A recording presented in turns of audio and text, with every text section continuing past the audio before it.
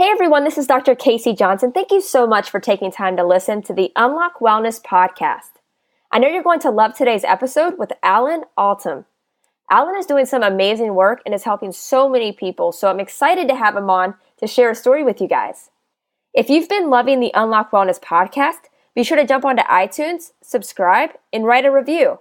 It really helps me out a lot, and I really appreciate all of the feedback and support.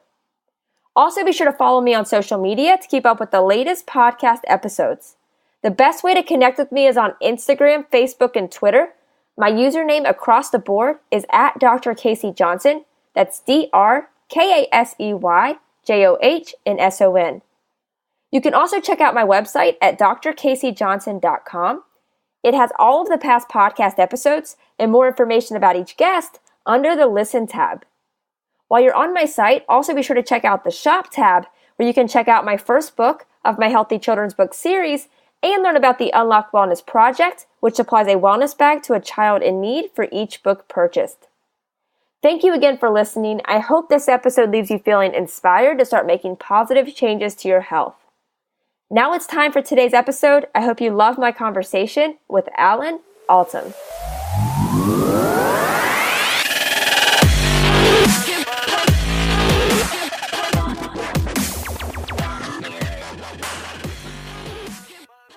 Welcome to the Unlock Wellness podcast. I'm Dr. Casey and excited for today's guest. I'm here with Altom, and Alan is one of the owners of Vet Veggies. And Vet Veggies is a farming operation growing leafy green vegetables and basil, and they're growing in a closed-loop hydroponic environment. And Vet Veggies strives to satisfy the demand for fresh produce grown locally in a sustainable environment. And I'm just excited to have Alan on to share a story with you guys and really just to dive in more deeply with what Vet Veggies is doing as a company and just all of the amazing work that they're doing. So, Alan, just thank you so much for taking time to come on. I'm excited to have you. Oh, thanks for having me, Dr. Casey. Yeah, and just a quick shout out to Brittany Biggers. I know she reached out to me on Twitter actually, and she was telling me how awesome you guys were. That's just somebody that I've talked to through social media, so it was pretty big compliment to you guys. Just she reached out to just tell me how awesome you were and just to reach out to you. So, big shout out to her. I think her social media is at The Fellow Foodie. So if you're listening, go give her a follow. But yeah, I thought that was really awesome that she thought so highly of you guys to let me know what you guys were doing. Yeah, she came out and checked out our operation, and we hooked up through social media, and we were excited to have her out to the farm and to see what we were doing, and it's pretty amazing what she's doing and what she's been able to accomplish as well. And we're looking forward to hopefully working with her more, in the future. We think we're going to be able to spend a little more time with her and hopefully collaborate. That's awesome. Yeah, her work does seem awesome. And I told her she's going to have to come on here whenever she has the extra time to do that, because her story sounds awesome. But no, I'm glad we were able to connect. So Alan, why don't we jump into your personal backstory? So, where you're from, and then kind of walk us through, how your life has progressed to, because I know you were in the Marines for a bit, and just how that all progressed to what you're doing right now. Yeah, I was, I went to, grew up in North Texas and Central Arkansas, spent time in both places, and ended up attending the University of Arkansas. And after high school, I joined the Marine Corps and was in the reserves throughout, my undergraduate time at the U of A, and then I got interested in the commissioning program, became an officer in the Marine Corps. So spent about almost 8 years on active duty in the Marine Corps, and met my wife, who's also was in the military. She was a Naval Academy grad from the class of '95, and so she spent about 7 years on active duty, and we spent time on both coasts, the East Coast and the West Coast, and finished up in San Diego, and then came back to Northwest Arkansas so I could go to grad school. And she went while we were in California, and so she kind of encouraged me to go as well, and came back here and settled in. It's truly a dynamic area here in Northwest Arkansas, being somewhat still a small area, but having 3 Fortune 500 companies located here. We have Walmart, who's obviously the Fortune 1, and then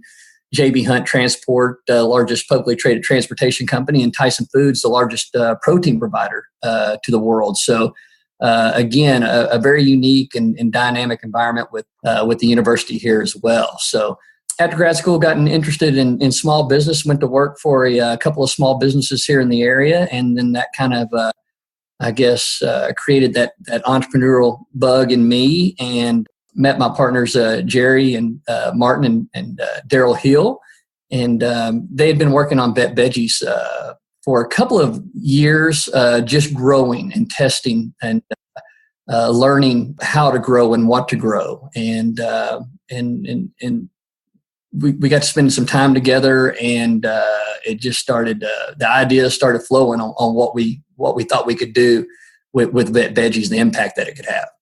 That's cool. So, I mean, like when you were talking about undergrad, did you go for like business? Is like that entrepreneurial like spirit is that kind of how you would describe yourself? Is that what you went to school for? No, not at all. I was either going to spend 20 years in the Marine Corps, or I was going to get out of the Marine Corps and probably go work for a federal agency. I actually have an undergrad in sociology and justice, and so I thought I saw myself working for the DEA or FBI or something along those lines in law enforcement if I didn't stay in the Marine Corps for 20 years. But what happened was my wife, Carol, she got her MBA at San Diego State while we were in San Diego. And I was still wanting to do something in the public sector.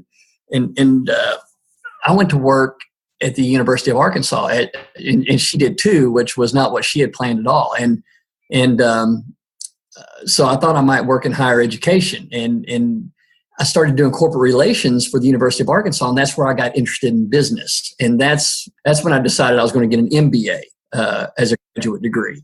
I got really interested in studying businesses, and with the things that were going on in Northwest Arkansas with the three companies I mentioned were going through a tremendous growth period during that time. So it was just a really neat environment to be in, to study businesses and then all the influence they had on the businesses that put offices here in Northwest Arkansas. Everything from Procter and Gamble and Nestle, you name it. If there's a product in Walmart, they have a presence here. So that's where I kind of shifted gears, and I think through the MBA program, getting to meet some entrepreneurs kind of started to create that interest. Do you think it's like, being in the military, and obviously that's, you're having to learn so much about strategy.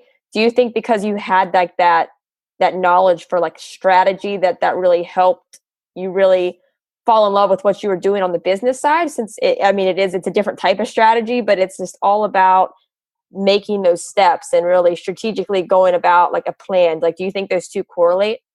Oh, absolutely. I still talk about that a lot, and we mention that a lot around our office. Thinking strategically. Are we operating strategically or tactically? And obviously, in a small business, you do both. And some people are better at operating at the tactical level as opposed to the strategic level. But there's no question. The time in the Marine Corps definitely contributed to that strategic thinking, and certainly it just applies to the business world so well. And the Marine Corps, obviously I'm biased, but the Marine Corps, the way it operates as a Marine Air Ground Task Force is very interesting in the way that it applies to business. Usually you're selling something or making something, and everything else is in support of that, depending on what type of business you are.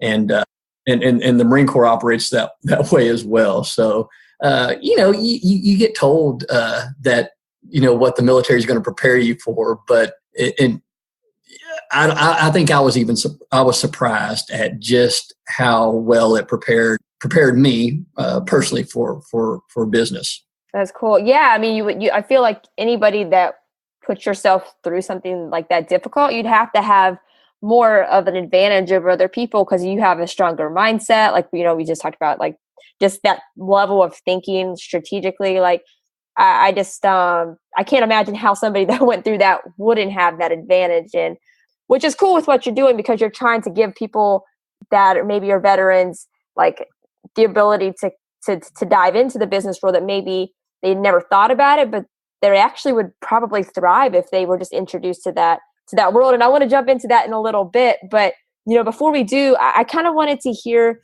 were you interested in farming, or into healthy eating, or like, or how did you really like, or was it just kind of just because you met, the other two co-owners and like it just fell into place and then you started to learn about it? Or did you grow up kind of around the farming world? I grew up, my grandparents had what I would consider a hobby farm, poultry farm. And, they had, they had some cows and pigs and that type of stuff. And we had horses growing up. So, it's always, and being from the, Arkansas and North Texas, I guess it's always been a part of the culture here. Arkansas is definitely a very large agriculture state. And a lot of my close friends are farmers.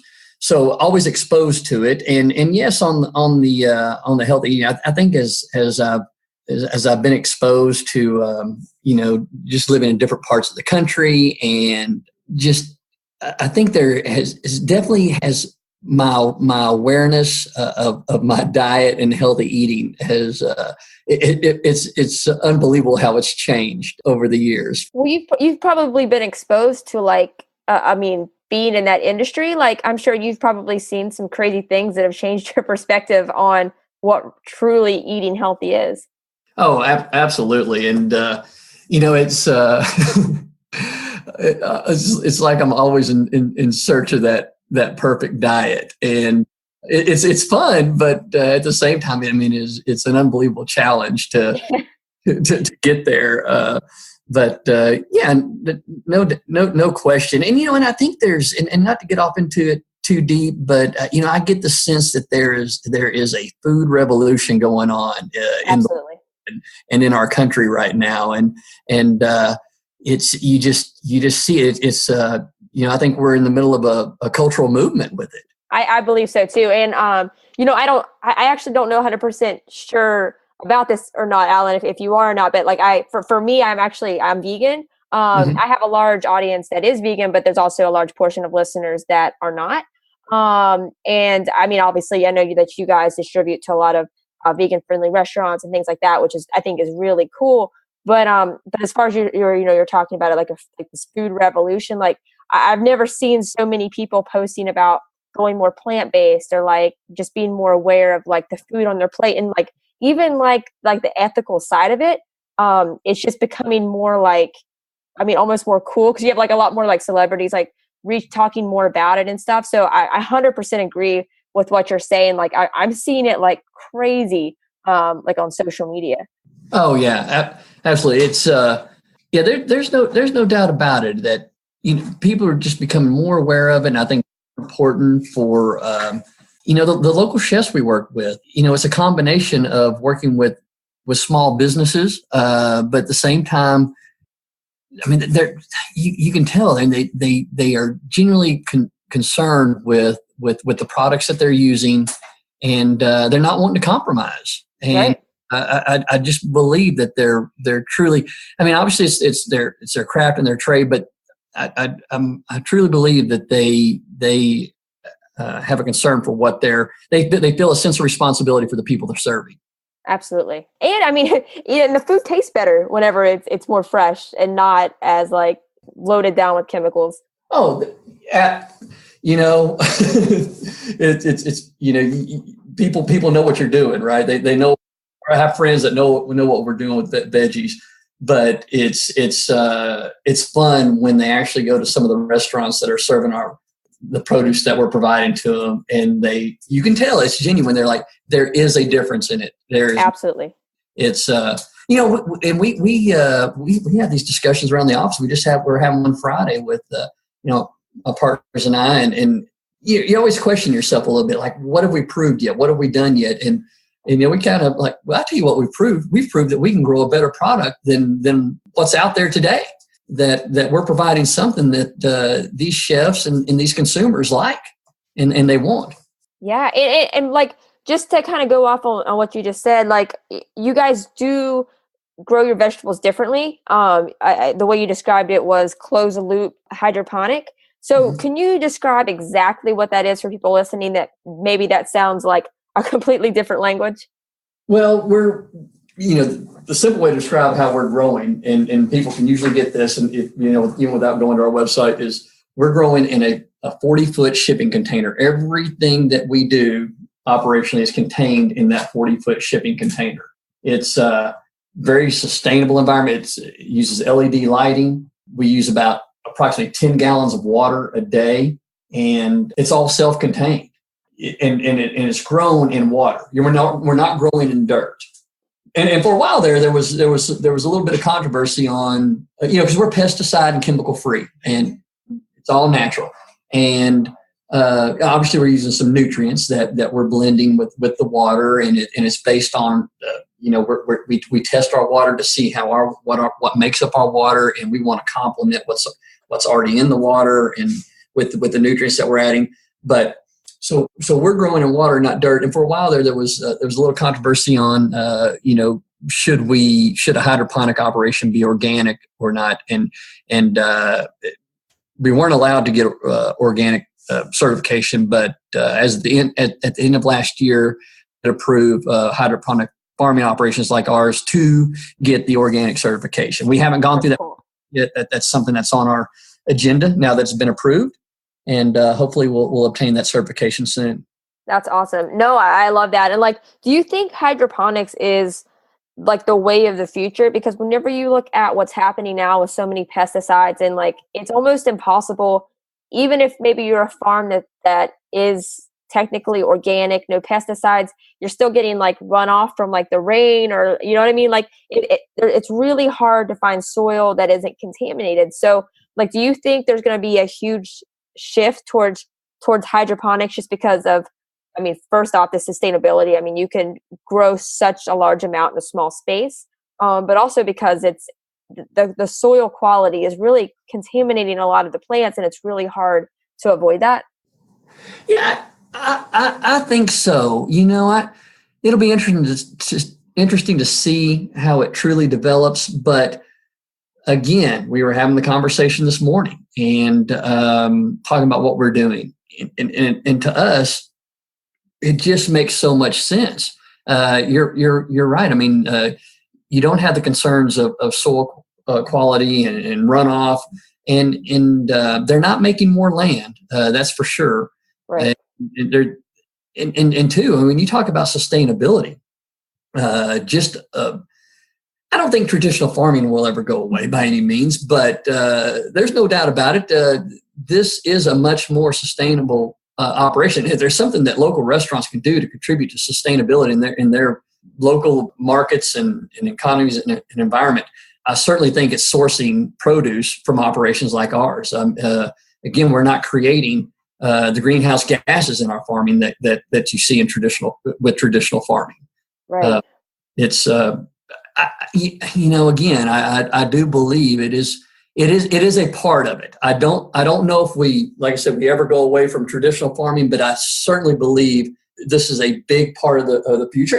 And I do believe that to some degree it's a disruptive model.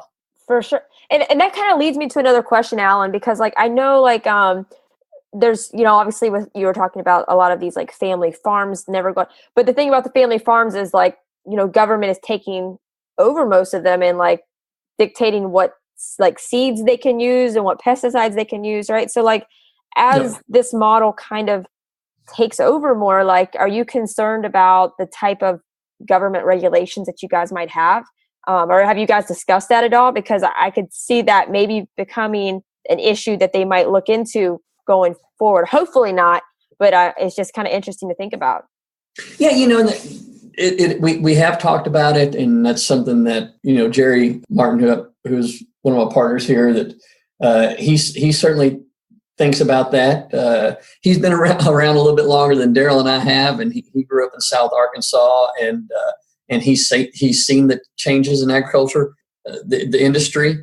And yes, that's definitely something to consider. I'll tell you, to this point, the reception that we've had from the industry and different government entities that we've communicated with have all been positive. And really, I'll tell you, Dr. Casey, it's been to the point of, tell us what you need. What do you need to Another reason is they certainly see this as a means for introducing a younger generation to farming. The average age of the farmer, I think, is 52, possibly 58 years old, and it's such an important part of our culture and the economy. And so, to this point, again, everyone has been real receptive and helpful. That's cool. No, that's really awesome to hear. And like, just kind of how we were talking about the food revolution earlier, like, it's obviously it's everything's still looked at as a business, right? As money. So it's going where the market's going. And I think the younger generation is more, like you said, health conscious, is more thinking, just more compassionate sustainability ways to do things. And that, you mentioned Tyson earlier, like Tyson's coming out with a whole line of plant-based vegan proteins. Like they wouldn't do that if they didn't feel the demand was there. So it's kind of goes hand in hand with like, okay, Tyson's one of the biggest companies in the world. Like they're going more on that plant-based level. Like, why wouldn't other parts of the government be looking into more like sustainable ways of growing things, just because that's where the market's going? Yeah, absolutely. And I think there's just the social consciousness of it. Right. It's the alternative proteins. It's eliminating food waste. It's the food safety. We talked about the chefs that I really believe they have a sense of obligation. They feel a sense of obligation to their customers and the people that are eating their food, and there's the food safety aspect of it, and then being able to take this type of concept that we have here with Vet Veggies and the ways it can be used in an urban environment, but also in the food, getting food to where they don't have it and making it more accessible. I think is just another opportunity with this. Absolutely. And do you want to like jump into exactly the model that Vet Veggies is using and how they're really just reaching out and making an impact in these environments, like the food deserts that you were talking about? Yeah, what we hope to achieve is, and of course we're focused on veterans because that's what we're familiar with, and we just know, we're very confident in what veterans can do with a business like this in their local markets and in their communities. And we've been asked before, are you a nonprofit or for profit? And we're a for profit. We want to be profitable. We want this to be a sustainable business model. We want to be able to impact, again, the communities that we live in and that other veterans that operate these farms live in.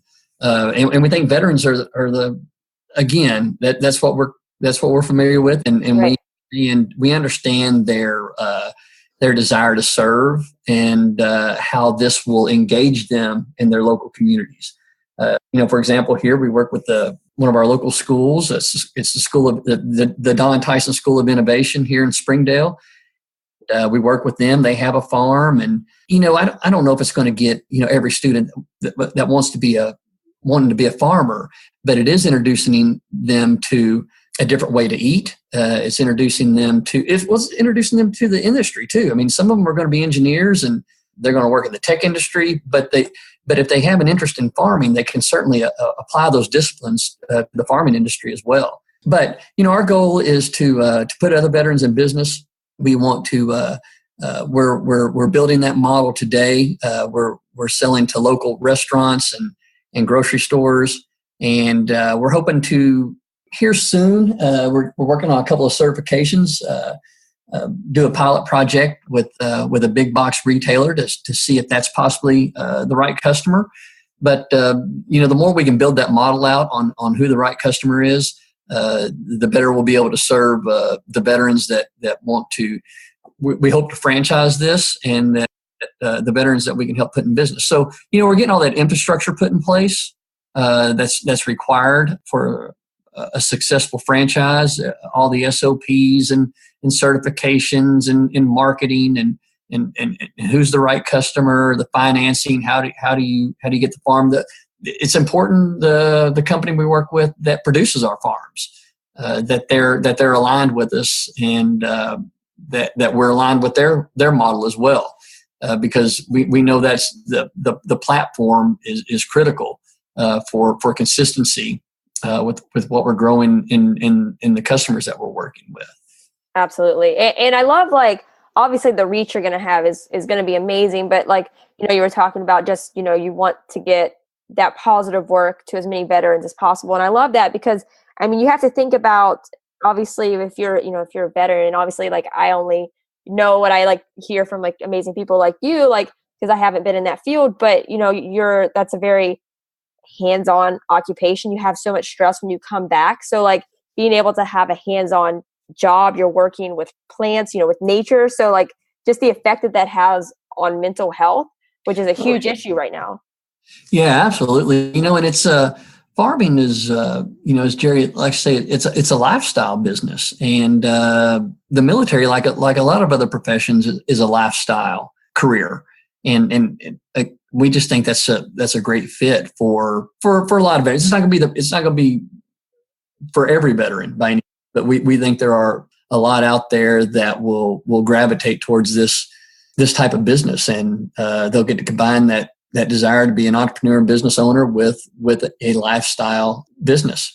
And you're right. It's there's no doubt about it. Jerry, he's a Vietnam veteran, and he said that he wishes he had been introduced to something like this when he came back from Vietnam. He said it's really therapeutic there, and working with your hands and just farming in general, watching something grow.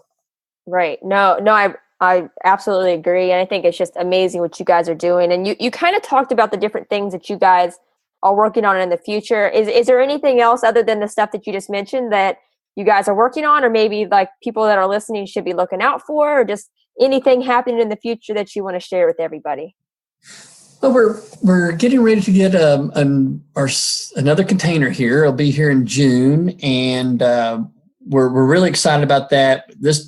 This next farm we feel is going to definitely outperform the farm that we're using now, and the platform that we're using, and that this is going to be the model for our future and our growth and our expansion.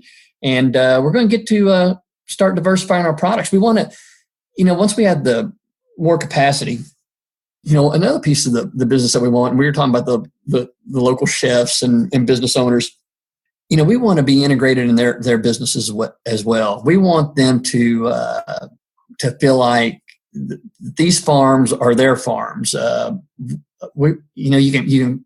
That's the beauty of these things. I mean, you can tailor the crops for a specific restaurant or specific grocery store, what they want on their shelf, and being able to work with those produce buyers at the grocery stores or the chefs and growing exactly what they want. And as their menus change, as their customers' tastes change, and them being involved with the farm is going to be exciting. So the biggest thing that we have coming, is just being able to expand our capacity, and again, we'll get into a large big box retailer, and we have a couple of others that are interested, and so that should be pretty cool, and we're looking forward to that. We think it's going to get pretty fun.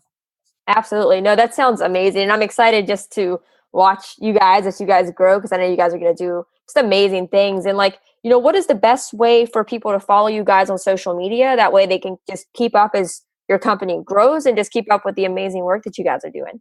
Yeah, we'd love for everybody to follow us, because you get so much interaction and so many ideas that are going through. But yeah, we're of course our website, vetveggies.com, and then we're on Instagram and Facebook as well. Awesome.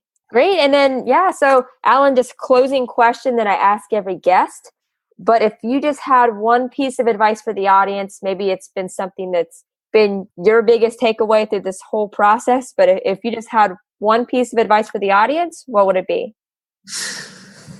Oh, that's a tough one, Dr. Casey, because we kick around a lot of things here. There's so much, but at the end of the day, as far as Vet Veggies is concerned, and I say it, I guess for anyone is, anything you can do to make an impact in your local communities and get involved, whether it's through business or nonprofits, whatever it may be.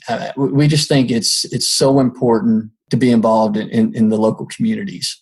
And, the only advice I'd give everybody is get involved and be a part of something. And I think the reward is great. No, I love that. That's perfect, Alan. And just thank you so much for taking time to come on. I really love the work you're doing, and I can't wait to see just how it grows. Thanks for having us today, and enjoyed the conversation. Thank you guys so much for listening to today's episode. I hope you loved my conversation with Alan. I love the work he's doing, so be sure to give him a follow on social media to keep up with everything that he's been working on. You can find his social media links that we talked about in the episode in the show notes, but you can also find them on my website as well at drkaseyjohnson.com. That's drkaseyjohnson.com. Click on the Listen tab. Then from there, you'll be able to see all of the past guests that have come on the Unlock Wellness podcast, read a little bit about each guest, and be able to click on their social media links, website, all of that. So all of Alan's information can be found on my site as well. If you guys loved today's episode with Alan, be sure to jump onto iTunes, subscribe, and write a review. It really helps me out a lot, and I really appreciate all of the feedback and support. Thank you guys so much again for tuning in to today's episode. I hope you loved it. I hope it inspires you. And most importantly, I hope you take action.